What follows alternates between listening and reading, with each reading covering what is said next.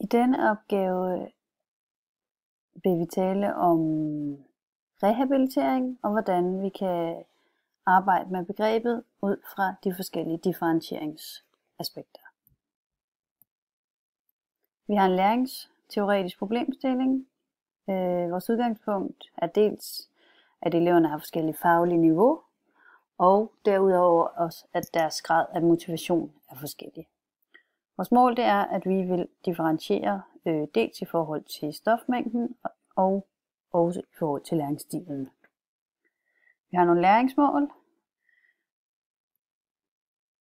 en oversigt over forløbet, vi har introduktion, tilegnelse, rodfæstning, anvendelse, hvor vi vil benytte forskellige digitale teknologier, som for eksempel Googlet. Eleverne trækker et billede. De vælger selv hvilket, og det de så skal svare på, det er, hvordan de vil arbejde med personlig hygiejne ud fra en rehabiliterende tilgang. Hvad for en rækkefølge de vil udføre opgaverne i, og hvordan de vil inddrage hensynet til etik og blufærdighed. Så har vi en talentopgave, som